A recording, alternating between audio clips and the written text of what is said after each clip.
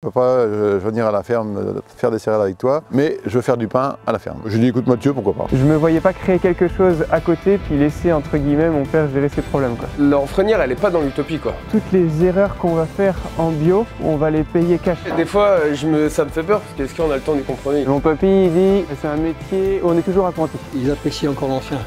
On marche sur la tête. Hein. Ça y est, c'est parti.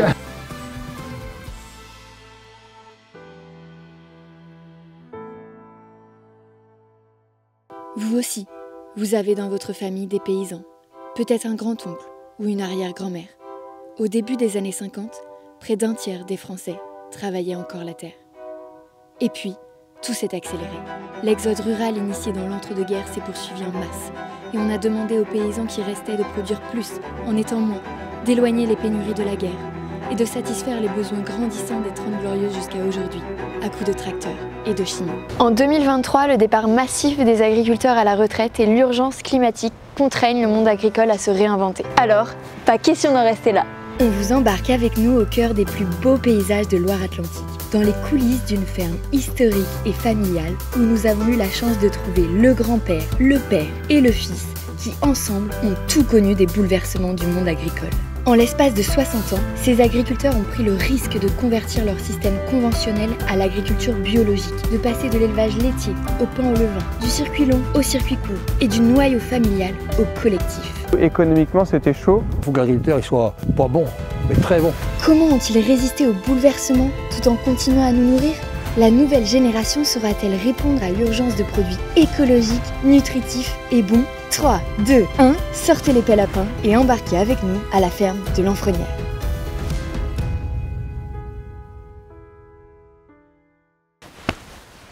Allez, c'est bon. Je m'apparaît toujours en 2014 quand il m'a annoncé qu'il abandonnait ses projets. Donc, papa, je laisse les bureaux, c'est pas pour moi, je reviens avec toi sur l'exploitation pour faire un projet ensemble. Donc, forcément. Le fils de Patrice, c'est Mathieu. Mathieu! Oui. En 2017, avec son diplôme d'ingénieur en agroécologie en poche, il aurait pu se laisser tenter par la recherche. Mais Mathieu a l'Enfreinière chevillée au corps. Et du haut de ses 26 ans, il fait alors le choix de s'inscrire dans la lignée des 7 générations qui l'ont précédé sur la ferme. À un détail près, il arrive avec un projet agricole aux allures de petite révolution. La transformation des céréales de son père en pain. Alors que jusqu'ici, il faisait comme tout le monde, il achetait sa baguette tradie et il défonçait la moitié avant d'arriver chez lui. Comment cette aventure a débuté? Quand j'ai commencé, j'ai eu 3 mois très difficiles. Le pain poussait pas, donc je ne savais pas ce qui se passait, donc je prenais le pH de ma pâte quasiment tout au long de la fermentation. J'avais honte des fois d'aller vendre mon pain au marché. 6 ans après l'arrivée de Mathieu, la vie à la ferme bat son plein. Sous l'œil curieux de son grand-père Maurice, Mathieu travaille avec son père Patrice et une équipe de 4 salariés, Estelle, Ludovic, François-Régis et Corentin. Ensemble, ils travaillent d'arrache-pied pour tirer parti des 160 hectares de la ferme, désormais entièrement convertis à l'agriculture biologique. Ils transforment leurs céréales en près d'1 tonne de pain par semaine, préparent des gnocchis et autres spaghettis à gogo, remplissent des sacs de farine et pressent de bonnes huiles qui garnissent les paniers des clients dans les villages alentours ou dans la ville de Nantes à 30 minutes.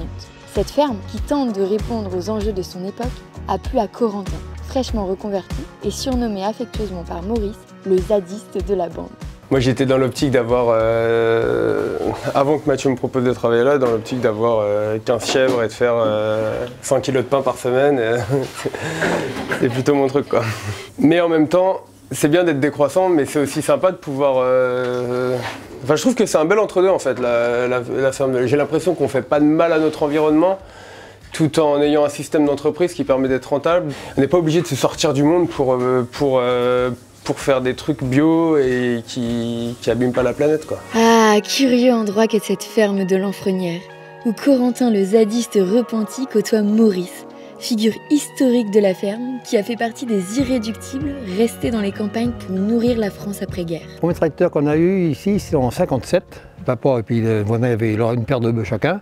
Ils ont vendu leur paire de bœufs qui a réussi à financer le tracteur et le matériel avec. Aujourd'hui, c'est pas mal. En ferait quelques-uns. Eh oui, Maurice a connu ça, la grande révolution technique du siècle dernier. En passant la tête dans le hangar, on peut s'apercevoir du gouffre qu'il existe entre la paire de bœufs et les dizaines de tracteurs et de machines qui servent aujourd'hui aux cultures. Dans les années 60, Maurice et sa femme Janine avaient encore une ferme diversifiée d'une trentaine d'hectares, typique de leur époque mais plus vraiment de la nôtre, avec de la vigne, des céréales, des volailles au style douteux et des vaches laitières. Non mais c'est un dromadaire ça en fait. Ah merde. Qui aurait dit alors que Maurice, qui avait commencé à travailler sur la ferme à 13 ans, serait aujourd'hui devenu le responsable apéro? Ah oui, l'apéro est bien en place déjà. Ah bah c'est parti, hop. C'est bien dressé. Ça y est, c'est parti.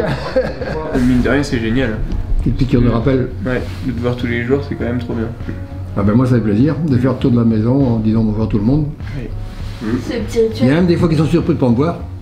Tiens, on n'a pas vu boire du. Dans les années 80, alors que Janine obtient enfin son premier statut d'agricultrice, c'est Patrice qui rejoint ses parents sur la ferme. Mais ce qu'il ne sait pas encore, c'est qu'il va tomber dans la marmite bouillonnante de l'industrialisation de l'agriculture. On vend les produits chimiques comme des potions magiques, on pousse les fermes à devenir plus grandes, on encourage l'endettement, les crises sanitaires s'enchaînent, la grande distrib matraque les prix, les rayons des magasins débordent. En 2007, c'est pour Patrice l'heure des grands choix. Le prix du lait ne vaut plus grand-chose, ses parents sont partis à la retraite et il est seul aux manettes de désormais 160 hectares. C'était dans une période où ma vie privée était très compliquée. Du coup, je me suis recentralisé sur ce que je voulais réellement faire et ce que j'étais réellement capable de faire bien tout seul.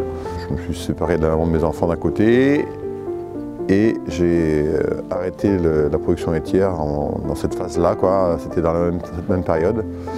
Du coup, j'ai décidé de garder que la partie culture. Je partais avec un réel handicap, puisque faire des céréales dans le pays de Ré, C'était pas le meilleur choix à la base. c'est pas forcément la situation idéale. Si vous montiez avec nous en haut de ces vieux silos à grains, voilà ce que vous verriez. Le pays de Ré, un magnifique territoire fait de terres humides et de marécages à perte de vue qui nous donne envie de chausser nos bottes jaunes. Le hic, ici, on a toujours fait de l'élevage. Car ces sols vite saturés en eau sont plutôt récalcitrants quand il s'agit de faire pousser des choses qui se mangent. Alors dans ces paysages, les céréales de Patrice feraient presque figure d'anomalie. Et imaginez si en plus de relever le défi de cette culture, Patrice passait au bio. Oh le con, il n'a pas fait ça. Ah si? Ah ouais. Bon, ok, il y a les éleveurs du coin qui commencent à demander des céréales sans pesticides pour leurs animaux, mais il faut quand même se rendre compte. En 2010, le bio, c'est seulement 4% des fermes en France. Rendez-vous compte, 4%, c'est le score de Valérie Pécresse à la présidentielle. Quand une génération vient derrière, se lance dans un nouveau projet, on se pose des questions en tant que parent. Parce qu'on dit, si on a un truc, comment ça va se dérouler? Comment on passe d'un système qui est un peu plus conventionnel, si on peut dire, si on peut mettre des mots, jusqu'à un système qui se convertit au bio? Au fil du temps, j'ai eu un tas de déboires de rendement ou d'échecs qui m'ont mis le doute forcément, parce que quand j'ai converti l'exploitation en bio, je l'ai fait en 2 temps. Je n'étais pas sûr de moi du tout, donc on a d'abord converti 100 hectares pour essayer d'en maîtriser une partie. Et puis du coup, quand Mathieu est arrivé avec moi, on a franchi le pas sur le reste, quoi. Les contraintes du bio viennent s'ajouter à une situation financière déjà plus que fragile. En 2017, les comptes de la ferme sont dans le rouge et les prêts si difficiles à rembourser que le comptable de Lanfrenière conseille à Mathieu de ne pas s'installer sur la ferme. Pour lui, c'est un électrochoc. Pas question de laisser son père. Mathieu s'apprête à enclencher une véritable révolution.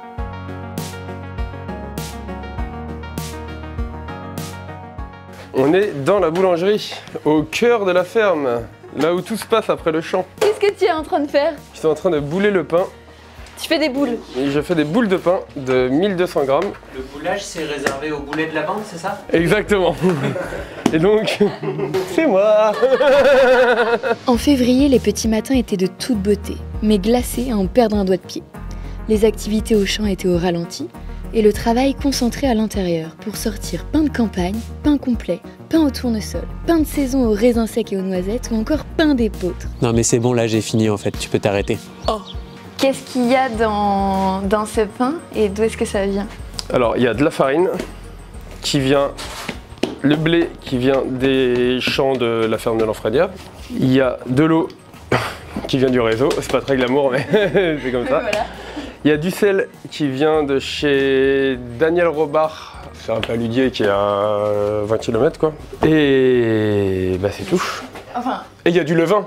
Le levain, ça ne donne pas n'importe quel pain. Ce petit mélange d'eau et de farine qu'on introduit dans la pâte, c'est une matière vivante qui va fermenter et vous permettre de prédigérer les gluten qui vous font lâcher des pets foireux sous la couette, de libérer pleinement les minéraux présents dans la farine, de délivrer les arômes pour mettre moins de sel et avoir une bonne note sur Yuka, de conserver votre pain au moins 5 jours. C'est tout ça, le levain.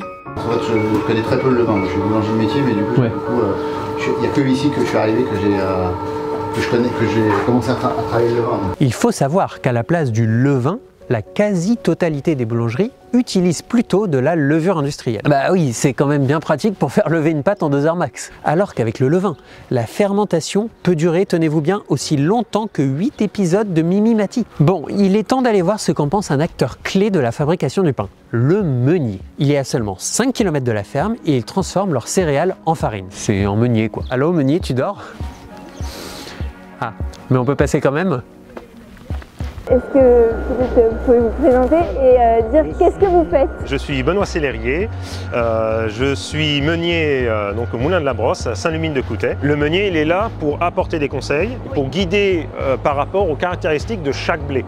Je ne peux pas appliquer la même méthode ou le même assemblage que je fais pour le standard du moulin, on va dire, que je fais à la ferme de l'Enfronnière. J'essaye d'être le plus rustique possible pour essayer d'orienter les boulangers vers des fermentations longues. Au niveau santé, c'est toujours mieux. Alors, dans une boulangerie traditionnelle, tout n'est pas acheté non plus. Les boulangers ont des mix déjà tout prêts pour vraiment essayer d'être le plus constant possible. Voilà, la banette, c'est la banette. Hein. C'est la banette de 1900, ça fait 1900, depuis 1900. On ne change pas la recette, mais ils ne peuvent pas changer la recette non plus. Les boulangers sont esclaves, si on peut appeler ça comme ça, de la recette qui est proposée sur le sac. Parce que la farine ne peut pas faire autre chose. L'autre jour, on est allé avec des amis au restaurant, il y avait des baguettes. Tu manges une tranche de ce pain-là, le matin, t'es calé. Tandis que ta baguette que tu as mangée à la levure en pain blanc, tu manges toute la baguette. Ouais, c'est 4,80 le kilo pour un pain de tradition. Et là, pain bio, on est à 6 € on le est à kilo. 6 €, ouais. Mais bon, c'est ce qu'on mange. Sauf que pour les vendre, dans un contexte d'inflation qui éloigne de plus en plus de foyers d'une nourriture saine, eh bien, faut mouiller le tablier, je vais vous dire. Mathieu organise le drive de la ferme, un système comme au McDo avec retrait des commandes sur place en totale autonomie. François-Régis et Estelle chargent le camion pour la livraison des épiceries une par une. Corentin chouchoute ses clients chaque jeudi sur son marché. Et Ludovic élargit la gamme avec des produits coquins, comme la gâche au chocolat que les enfants dévoreront au goûter. Et les grands-parents aussi. Une tartine, poissé au grille-pain.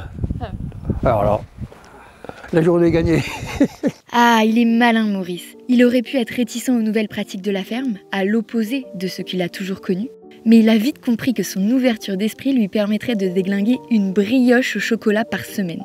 Je pense qu'il a sûrement pas tout dit ce qu'il pensait. De façon très intelligente, il nous a laissé faire nos projets et aujourd'hui, pour lui, c'est une grande joie de voir que l'aventure familiale et professionnelle continue et qu'il nous voit zen sur ce qu'on fait, quoi. C'est sûr que la vente directe n'oblige pas d'augmenter autant de surface. Vaut mieux faire, entre guillemets, faire moins et bien.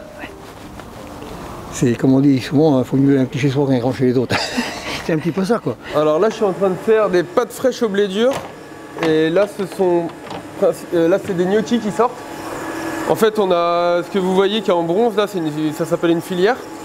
Et nous, on en a 6 différentes. Donc on peut faire 6 sortes de pâtes différentes. Et on a un couteau qui est connecté à la machine. Donc il tourne à la vitesse où je lui dis de couper. Donc si je veux, je peux faire des énormes gnocchis.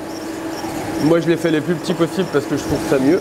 Après, ils vont partir en chambre froide sécher pendant une nuit et après, on les vend en pâte fraîche. La pasta. S'il n'y avait pas ce côté transformation, faire uniquement de la culture bio, mais sans transformation derrière, en fait, ça serait super risqué, quoi. Si on est déjà bon techniquement et qu'on a des terres qui le facilitent, ça peut très bien se passer, hein. C'est pas anodin, quoi. Il faut pas se dire je vais faire du bio parce que je vends mon blé plus cher. Le calcul est mauvais, quoi. Parce que quand on divise par 4 les rendements, le blé a beau être plus cher, il est jamais 4 fois plus cher, quoi. Les calculs sont pas bons, Kevin. Sortir du marché mondial en maîtrisant son produit jusqu'à la vente, on dirait que ça paie. Mais encore faut-il avoir quelque chose à vendre. Eh oui. Et oui, car si vous avez bien suivi, le pain de l'Enfronnière est fait à 100% avec les cultures de la ferme. Et comme le dit le célèbre proverbe, pas de bras, pas de céréales. Et pas de céréales, bah pas de pain. Avec le bio, Patrice doit alors apprivoiser tout ce qui n'était pas enseigné dans son lycée agricole dans les années 80. Il faut apprendre à cultiver des variétés anciennes, qui résistent mieux à la sécheresse, mais dont les rendements sont plus faibles. Il faut introduire des légumineuses pour couvrir et enrichir les sols. Et son fils réfléchit même à accueillir de nouveau de l'élevage à la ferme pour fertiliser les prairies grâce aux animaux. Alors, ça fait voir différemment ce petit logo bio, hein? Après, il y a quand même quelques petits trucs qui peuvent poser question. Vous vous souvenez des machines dans le hangar? Il y a des cultures où il y a 7-8 passages de tracteurs dessus, parce qu'il faut désherber plusieurs fois, il faut préparer la terre, enfin... Et moi je demande souvent, est-ce que c'est vraiment nécessaire de faire ça par rapport à l'impact carbone notamment et tout quoi. Et en fait si ça augmente le rendement, tout est encore dans le compromis quoi. Après des fois ça me fait peur parce qu'est-ce qu'on a le temps du compromis quoi. L'enfreinière, elle n'est pas dans l'utopie quoi. On est dans le réel et essayer de faire bouger le réel à partir de ce qu'on peut réellement faire quoi. C'est peut-être pas assez radical des fois à mes yeux, mais ça se défend. Et oui, ici on a connu les heures noires, la tête sous l'eau, les découverts et la carte bleue qui ne passe plus. Et même si on met un point d'honneur à faire des produits de qualité et écologiques, la priorité number one, c'est de pouvoir vivre dignement de son travail. Et ce n'est pas Patrice qui dira le contraire. Quand on est passionné, le principal risque, c'est de la tête dans le guidon et puis d'enlever la tête quand c'est trop tard, quoi. Et les dégâts sont faits. Top! Est-ce que vous savez quelle est la profession qui fait le plus d'heures en France? Indice chez vous. Eh non, ce ne sont pas les toiletteurs pour chiens. Ce sont les agriculteurs avec en moyenne 55 heures par semaine. Et je vous épargne la rémunération horaire parce que c'est complètement boring, mais ce sont là des enjeux majeurs de la transition agricole. Alors faire des produits bio, oui, mais alors pas question de rogner sur la qualité de vie. Nava, ava. Et ça, même si ça doit passer par faire des compromis. Quand j'ai commencé ici, c'était le tout début de l'atelier pâtes et il y avait plein d'AMAP. Les AMAP, c'est des groupements de consommateurs, c'est un principe qui est vraiment super quoi. On peut pas faire plus éthique je pense. Sauf que les AMAP c'est le soir, donc tous les soirs on faisait une AMAP avec Estelle. Donc on rentrait à la maison à 20h30, 21h tout le temps quoi. Des fois on avait commencé un peu tôt et tout. On s'est concerté, on en a parlé, et pour changer un peu notre circuit de distribution et passer plus avec des magasins. Du coup, au lieu de rentrer chez moi à 20h30, 21h, je rentre chez moi à 17h. Quoi. Et c'est un des trucs qui est... Voilà. Quand on fait quelque chose, quand on développe un produit, on en discute ensemble pour savoir si c'est faisable, si ça va pas être beaucoup trop de travail, et puis de trouver une solution, comment on peut faire pour que justement ça reste toujours humain. Et le bien-être au travail, ça marche ou pas? Il y en a? Oui, plutôt. Dans l'ensemble, c'est super. C'est vraiment génial, j'adore. J'adore. Big up à Mathieu. C'est trop top. Non, mais... La séance susboule. Alors nous, on n'est pas des susboules. C'est pas notre genre. Alors on peut vous dire qu'on l'a cherché le loup. Allez tiens, si on allait gratter du côté des relations familiales, on doit bien avoir un peu de croustillant à se mettre sous la dent. C'est vraiment un challenge de tous les jours. De travailler avec papa, c'est... Je l'aime quand même. On n'a pas du tout la même façon de fonctionner. Papa, il est beaucoup plus intuitif. Je pense qu'il y a des choses qui sont naturelles chez lui de par l'expérience, de par sa formation et puis ce qu'il a vécu avec son père. Moi, je suis beaucoup plus... j'ai besoin de théorie pour comprendre ce que je fais. Alors que papa, lui, il va être à l'instinct et du coup, souvent ça paye, quoi. Tu m'as mélangé la 65 d'automne avec la 65 de printemps. Oula. Ah bon? Oh, il y a du clash, là, je filme. Vas-y, là, rentre plus dedans, là. Il a changé, Mathieu. Ah, ça calme, hein. Moi, je suis l'homme de la boulette. Alors, Mathieu, on mélange mal les farines? Je me confesse, c'est moi qui fais le plus de boulettes à la ferme. Comme ça, voilà, tout le monde le sait. Donc déjà, juste un petit rayon de soleil, comme ça change tout quand même. Hein. Moi, je vais quand même perdre un orteil ou deux. Tous les jours, être capable de côtoyer son papa et d'être avec son fils, c'est inespéré, quoi. C'est vraiment inespéré. Ouais. C'est une grande chance. Dans le temps, nos grands-parents on discutait, mais pas comme ça, quoi. Hein, aujourd'hui, nos petits-enfants, c'est des copains, quoi. Ouais. C'est plus cool, en fait. C'est vrai, quoi. C'est ça qui est marrant, quoi. Est-ce que vous pensez que c'est judicieux si on allait prendre un café bien chaud? Mathieu le gestionnaire et Patrice l'instinctif. Clairement, on n'est pas sur le même signe astrologique. Et dites-vous bien qu'à tout ça, s'ajoute une équipe aux allures de camoulox humains. Estelle était assistante maternelle, Ludo boulanger traditionnel, François-Régis paysagiste et Corentin cuistot. Sur les réseaux sociaux, ce sont des gens qui ne se parleraient pas. Mais dans la vraie vie de Lanfrenière, ça donne plutôt du débat constant et des occasions de se tirer vers le haut. Est-ce que, via peut-être des débats que vous avez, ou toi des idées que tu apportes, tu vois des axes d'amélioration et tu arrives à les proposer? Je sais pas si c'est moi qui ai eu de l'influence là-dedans, mais on utilisait un engrais organique qui était utilisable en bio, mais qui est fait à base de mélasse de canne à sucre.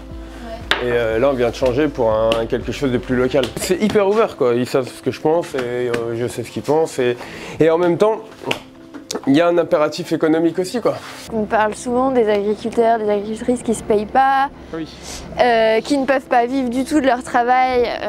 Donc du coup, pour toi, c'est quand même un modèle qui... Ben moi, en fait, si je regarde la réalité des chiffres, si on avait juste la partie culture, on ne pourrait pas se payer. Pour notre équipe de salariés, ils sont passés du SMIC à aujourd'hui un salaire entre 1700 et 1900 euros par mois et un 13e mois. Papa et moi, on est progressivement passés de 1200 euros à 1600 euros avec un objectif à 2000 euros net mensuel. Mais par contre, au-delà de ça, on n'a pas forcément le désir d'augmenter plus. Ce qu'on va chercher à avoir, c'est plus de temps disponible avec le même revenu pour pouvoir mettre en place des activités. Par exemple, on s'est posé la question d'avoir un verger tous ensemble ou des cochons ou des choses qu'on peut faire un peu en bénévolat qui sont pour nous, quoi. Ouais. Et là, ça s'approcherait plus, selon moi, d'une vie paysanne, quoi. Ce serait quand même un sacré clin d'œil au passé, cette vie paysanne 2.0, une version pimpée de ce qu'ont connu Janine et Maurice. Et puis, on se dit que les générations de paysans tabards qui les ont précédés regarderaient peut-être d'un œil amusé cette ferme métamorphosée qui prend à bras le corps les enjeux de son époque. On est fiers. On est fiers, on est content que ça perdure, quoi. On peut être blasé ou s'en lasser, moi je m'ennuie pas. Je suis toujours aussi content de travailler sur ma ferme. Moi je me dis à l'heure actuelle, il faudrait être fou pour partir quand même, quoi. Tu vois. On a commencé une aventure ensemble sans savoir trop où on allait. Et puis en fin de compte, c'est aujourd'hui que je me dis que ce choix était le bon. Oui. Tu me piles quand même. Merci beaucoup. Santé. Faut bien vivre. Santé. Ah ouais. Faut partir de la vie, ça. Allez, nous aussi on a eu envie de lever notre verre et de trinquer. Aux personnes qui, comme à Lanfrenière, donnent tout leur cœur pour tendre vers un modèle d'agriculture soutenable. Aux fils et aux filles qui font le pari de réinventer la ferme familiale. Aux néo-paysans et paysannes qui osent se lancer dans l'aventure agricole. À toutes celles et ceux qui, malgré les obstacles politiques et économiques, deviennent les acteurs de la transition agricole. Et si demain, c'était vous?